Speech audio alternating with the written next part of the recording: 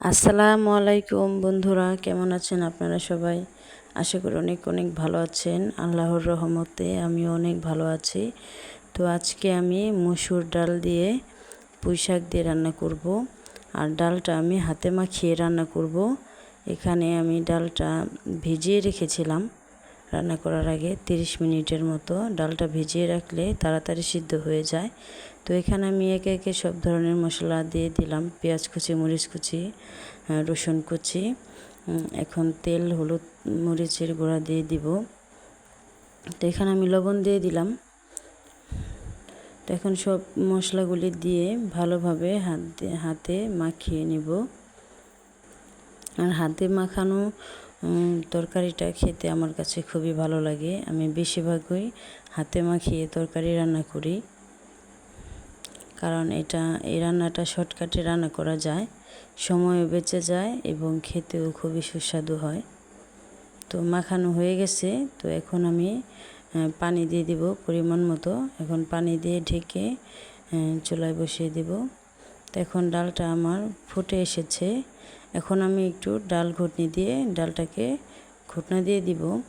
তো আপনারা যদি ডালটা গোটা গোটা খেতে চান তাহলে আর ডাল ঘুটনি দিয়ে ঘুটনা দেওয়ার প্রয়োজন নেই। তো আমার কাছে আবার গোটা গোটা ডালটা ভালো লাগে না খেতে। তো এই জন্য আমি ডাল ঘুটনা দিয়ে একটু ঘুটনা দিয়ে দিলাম।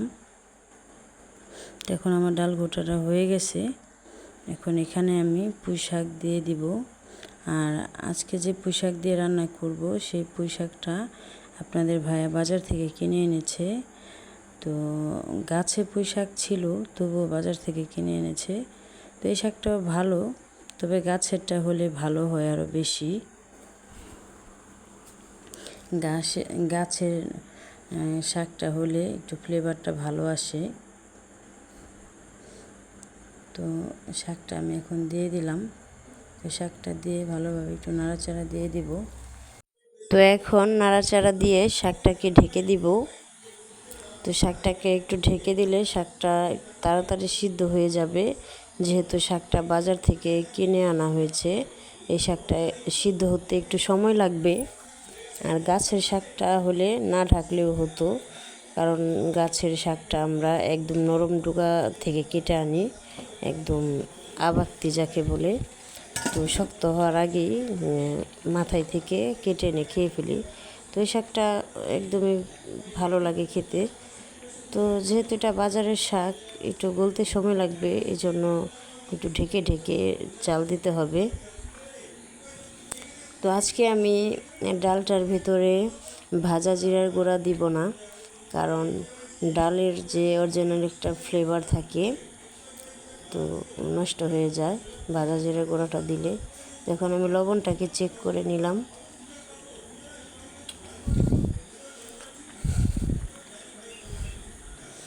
ভাজা জিরার গুঁড়া একমাত্র মাছ মাংসের ভিতরে দিলেই ভালো লাগে, ডালের ভিতরে না দিলেই হয়। তো আমার কাছে মনে হয়েছে লবণটা একটু কম হয়েছে, এজন্য আরেকটু লবণ দিয়ে দিলাম। তার একটু জাল দিয়ে ডালটাকে আরেকটু ঘন করে নিব, আর শাকটাকে আরেকটু সিদ্ধ করে নিব। তো আমার পুঁই শাকের ডালটা খেতে খুবই ভালো লাগে। ডাল দিয়ে ঢেঁড়স রান্না, পুঁই শাক রান্না এবং ডাল দিয়ে লাউ শাক রান্না খুবই পছন্দ আমার খেতে।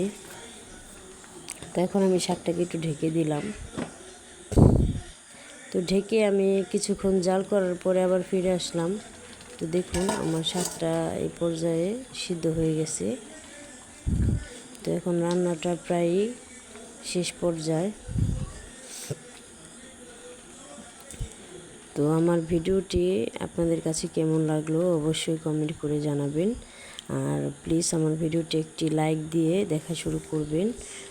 আপনারা যদি একটা লাইক দিয়ে ভিডিওটি দেখা শুরু করেন তাহলে ভিডিওটি আরও অনেকের কাছে পৌঁছাতে সাহায্য করে। পারলে একটা শেয়ারও করে দিন। যদি শেয়ারটা নাও করতে পারেন তবুও একটা লাইক দিয়ে ভিডিওটি দেখা শুরু করেন। তো আমি শুধু আজকে ডালটাই রান্না করি নাই, সাথে চিংড়ি মাছ দিয়ে শাপলা ভাজি করেছি এবং গুঁড়া মাছও রান্না করেছি। তো 3 আইটেমের তরকারি রান্না করেছি। তো এখন ঠিক দুপুরবেলা, তো রান্না বান্না শেষ করে খেতে বসে গেলাম।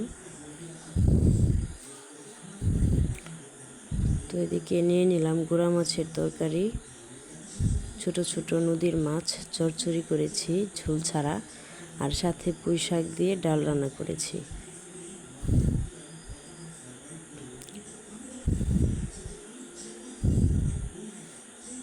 তো সব কিছু একসাথে বেড়ে নিলাম আপনাদের দেখানোর জন্য, আপনাদের সাথে শেয়ার করব এই জন্য। তো আমি সবসময় এভাবে বেড়ে খাই। তো ধন্যবাদ সবাইকে আমার ভিডিওটি কষ্ট করে দেখার জন্য।